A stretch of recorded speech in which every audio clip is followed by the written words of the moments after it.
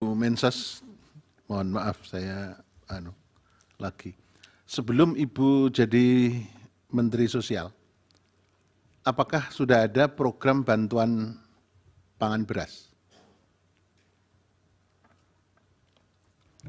Ada, Bapak.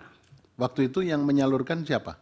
Dulu Kementerian Sosial, Bapak. Oke, terus habis setelah Ibu jadi Menteri digeser ke Kepala Bukan, Badan bukan, Pangan Bapak. Nasional. Mungkin Gimana? saya perlu jelaskan. Ya, apa itu yang perlu saya dijelaskan jelaskan. supaya Ya. clear.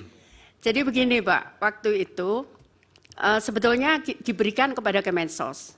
Tapi saat itu karena ada temuan BPK, nanti kami bisa sebutkan, yang tahun 2020 ada temuan BPK bahwa ada dispute harga karena kita menggunakan harga CBP. Kemensos menggunakan harga CBP. Tapi kemudian saya tidak tahu di lapangannya. Saya menerima temuan. Akhirnya saya sampaikan, kenapa BPK nanyakan, kenapa milih harga CBP, kenapa bukan HET? Itu yang saya tawar saat itu. Kenapa kalau saya menggunakan HET atau harga pasar, saya mau dan tidak ada biaya bungkus.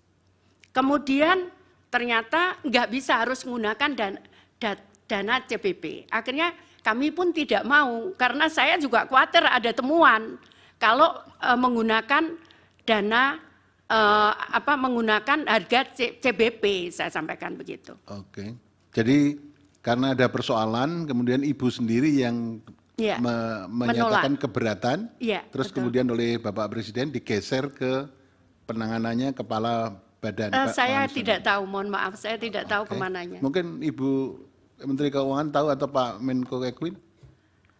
Yang mulia Bapak Arief, waktu bantuan sosial dalam bentuk beras itu dieksekusi dulu, ada juga keluhan mengenai kualitas beras. Karena itu biasanya yang menjadi masalah teknis, beras yang sudah lama ada di Bulog disampaikan dan kualitasnya sudah tidak bagus, sehingga menimbulkan persoalan reputasi bagi pemerintah. Pada saat peralihan menjadi bantuan dalam bentuk cash itu dilakukan untuk PKH dan kemudian bantuan pangan sembako, tapi dalam hal ini diberikan tetap tanpa dalam bentuk beras atau in kind, tapi cash kemudian untuk menciptakan perputaran ekonomi di masing-masing daerah. Sedangkan yang Bapanas itu dibentuk tahun 2022 merupakan turunan dari Undang-Undang Nomor 12 mengenai pangan, ketahanan pangan.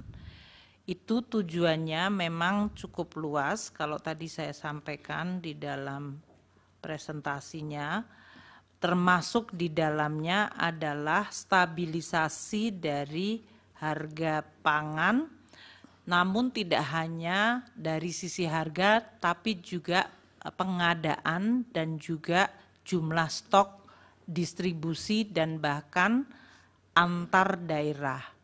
Bapanas sebetulnya mandatnya 11 komoditas untuk masalah ketahanan pangan. Namun untuk tahap yang pertama karena baru dibentuk tahun 2022, fokusnya hanya 3, yaitu beras, jagung, dan kedelai.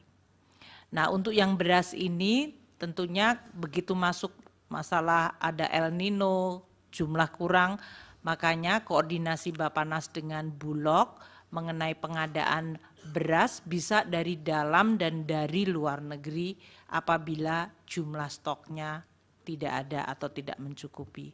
Demikian. Ya. Jadi memang itu dibuat di dalam rangka ketahanan pangan termasuk nasional, stabilisasi harga.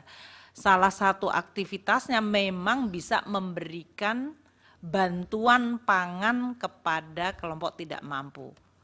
Itu sebagai salah satu aktivitas, tapi fokusnya sebetulnya adalah untuk stabilisasi harga dan untuk ketahanan pangan. Oke, terima kasih Ibu Menteri Keuangan, Ibu Menteri Sosial. Terima kasih.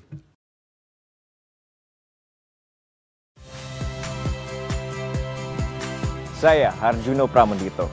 Saksikan program-program Kompas TV melalui siaran digital, pay TV, dan media streaming lainnya.